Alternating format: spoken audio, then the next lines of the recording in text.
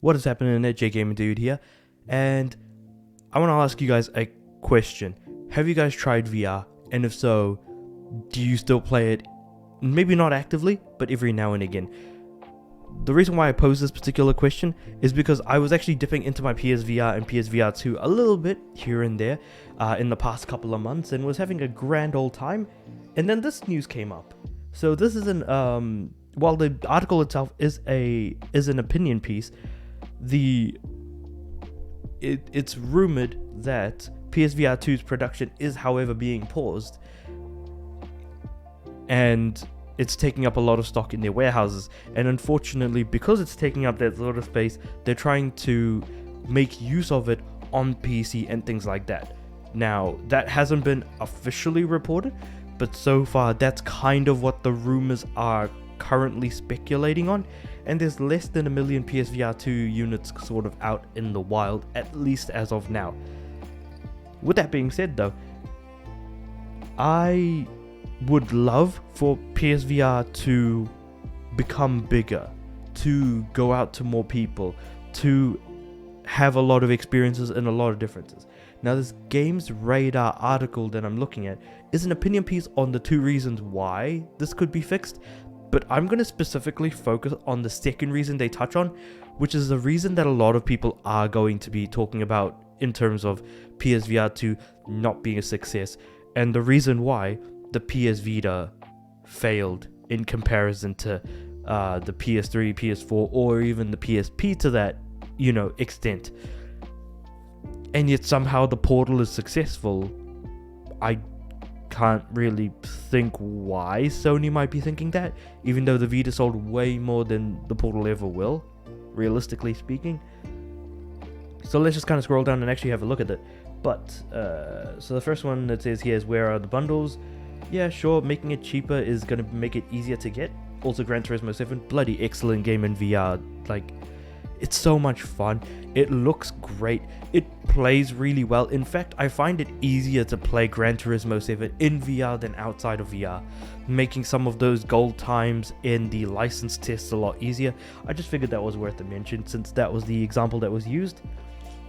But moving on, this is the other one. So this is the second one. This is the one that I think a lot of people are going to be talking about, which is that there are very little to no games.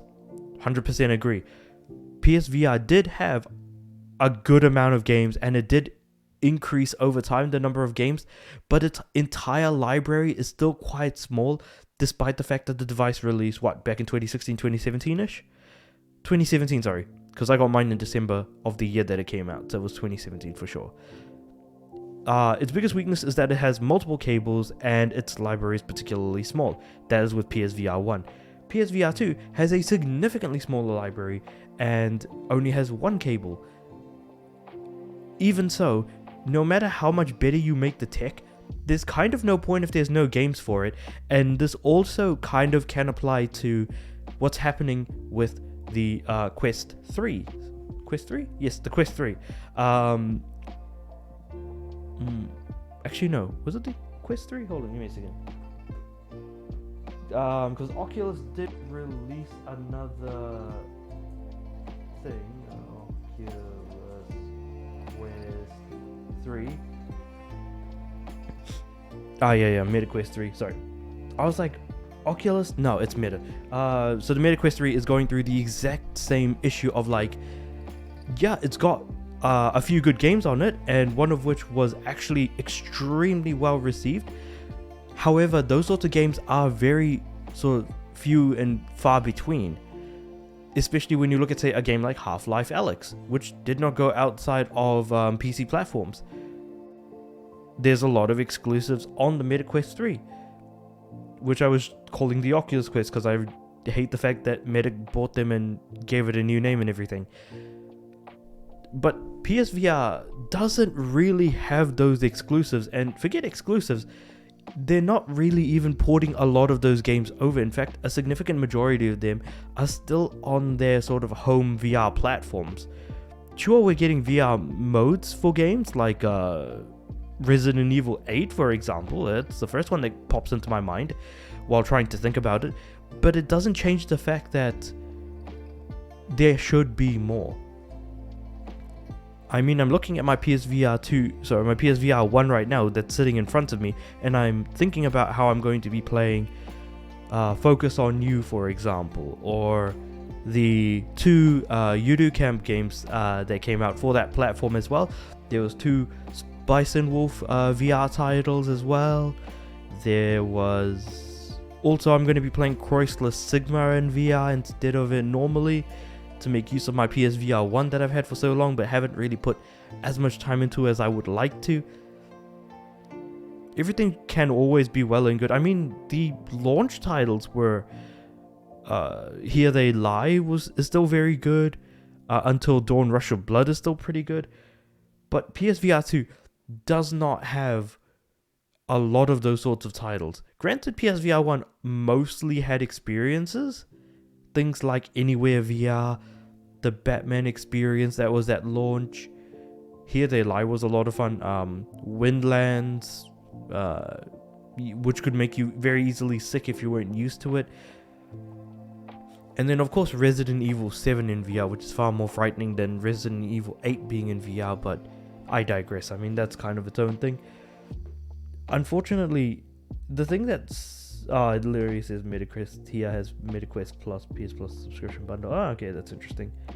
PC support, that's kind of what's happening at the moment. Where's the fight? Yeah, sure enough. I think Apple also made their own headset as well, but that's mixed reality, to be completely honest. Yeah. So as far as like games go and things like that, that's kind of the big question, is games are harder to make now. They're far more expensive and they take significantly longer. The industry is facing cuts, and yet that support isn't going to be there.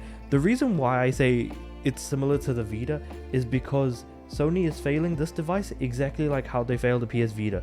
They supported this device with only one game, Horizon Call of the Mountain. However, with Vita, they did give it at least a few games, but they stopped at some point. When Sony stops supporting a device, more often than not, most other people are just going to stop, supporting it as well. And that's really unfortunate, sad to see, and unfortunate to hear.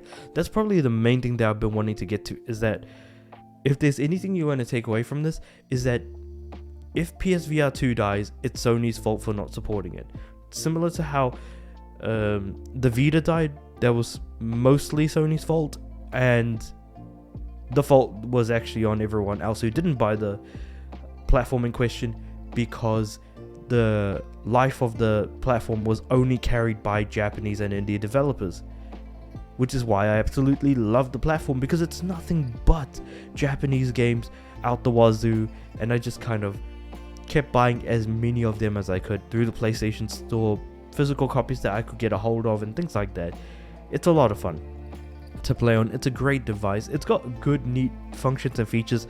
It's just unfortunate that it all can kind of feel somewhat gimmicky, especially when Sony tries to put some energy and effort into it. But I feel like it's just a device that was made by committee more than anything else. But regardless, that's just kind of like my thoughts on the whole situation. Let me know what you guys think about it in the comments below. Like the video if you liked it, subscribe to the channel. I'm aiming for 200 subs by the end of the year, and with all that said and done, I do upload every day, so I'll see you guys tomorrow.